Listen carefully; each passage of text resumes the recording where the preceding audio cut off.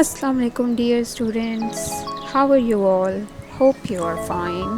आज हम डिस्कस करेंगे पाकिस्तान स्टडी के रिड्यूस सिलेबस को। मैंने इंग्लिश में भी निकाला है इनके ट्रांसलेशन और मैंने उर्दू में भी आपको दिखाने के लिए मेरे पास जो 2 बुक्स थी इंग्लिश और उर्दू की, हालांकि मेरे पास बहुत पुरानी है लेकिन उसमें भी ये सारे चैप्टर्स और टॉपिक्स मुझे मिल गए हैं, तो आपको भी मिल सकते हैं। मैंने इसमें मार्क किया हुआ है ग्रीन मार्कर से, आप देखते जाइए पिक्चर में और अपनी बुक सामने खोलिए, इंडेक्स सामने खोलिए। मेरे पास मियाँ कमालुद्दीन की उर्दू की है और इंग्लिश की मेरे पास इकराम रब्बानी की है, तो उसमें मैंने सब टिक कर दिए हैं। आप देखते जाइए और अपने इंडेक्स में टिक करते जाइए टॉपिक्स।